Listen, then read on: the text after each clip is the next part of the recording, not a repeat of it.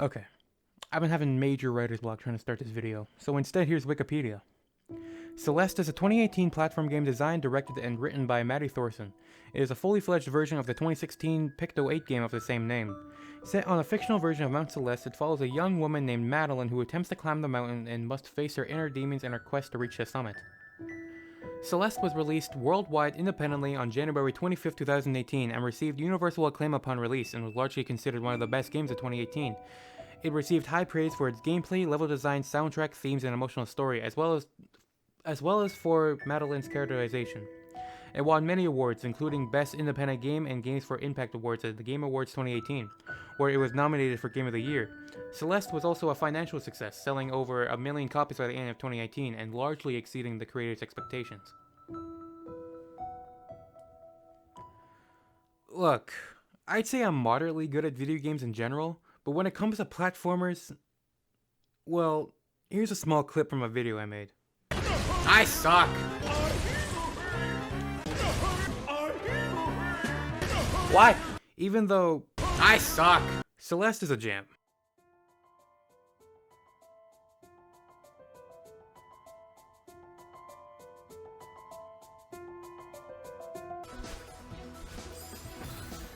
Oh my god, I hate this game so much. I gotta admit something. I'm kind of a fake gamer. Now when I say that, it doesn't mean I hate games or anything, it's just that most games don't really keep my attention for very long. Excluding my personal favorites like Left 4 Dead 2. He just threw a flipping car at me! Or Zelda Breath of the Wild. When I play games, the usual I am bored moment comes fairly quickly. In Celeste, however, that moment never really came. What normally happens is, you pick it up, and all of a sudden... What, I've been playing for 3 hours? The game kicks off with this stubborn girl wanting to climb a mountain with no former training nor experience, and against all odds, against everyone's expectations, she falls. But then a bird saves her, and the bird says... That's the tracer dash double jump thing, the foundation of what the rest of the game builds upon. That little whoosh is so simple, yet it separates itself from the rest of the crowd. At the same time, the game never solely depends on it.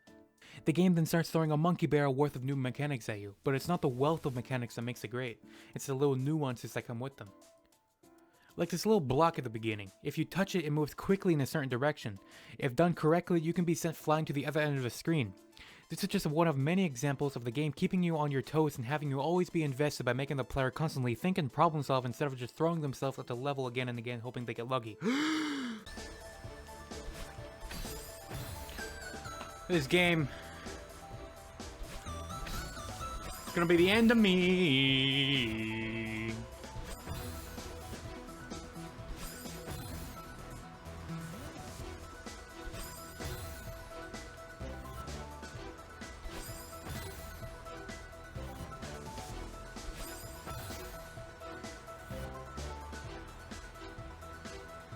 I'm at 9. I'm so close, man. Come on! Why can't I get past this anymore? Fuck! Oh, I got it. I got it. You jump to the right, then you dash to the left.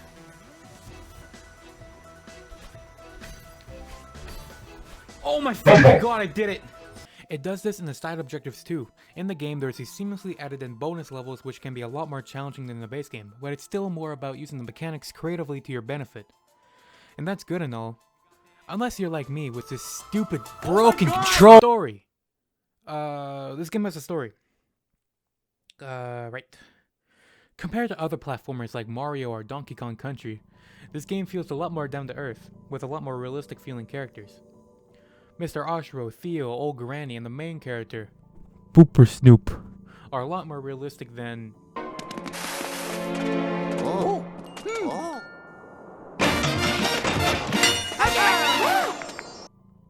Not only that, but the themes and issues the game covers are a lot more real and relatable than most games I've played. Celeste doesn't pull any punches when it comes to portraying mental illness. Though it's not the most complex story, its simplicity works for its benefit. The first example that stuck out to me was when your character and another character, Theo, were riding on this gondola. Suddenly, the gondola stops dead in its tracks. Your character starts to hyperventilate and these malicious branches start appearing all over the screen, quickly overwhelming your character. It's clear that this is only happening to us as Theo obviously can't see any of the things we're seeing, yet he tries to comfort us anyways. Even though our character is thinking incoherently and lashing out, Theo mentions that his grandpa had this trick for whenever anyone had a panic attack. The feather. Close your eyes.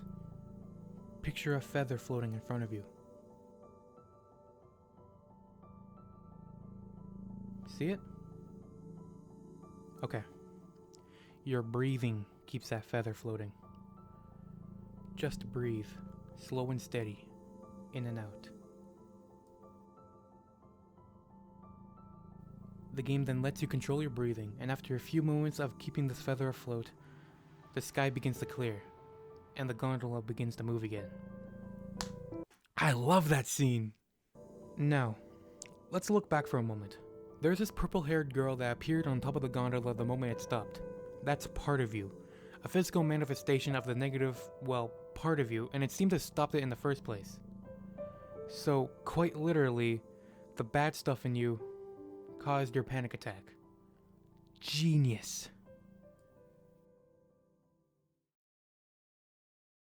Now, I can go on for hours on how this game just works for me, but like, I'm kinda running out of time to make this video, so I'll just say this. I love this game, from the art style to the music, from the gameplay to its amazing portrayal of mental health, and especially the character interactions. This is a long dialogue. I like talking to them, but I like the dialogue, but I'm trying to beat this as fast as possible. So, come on!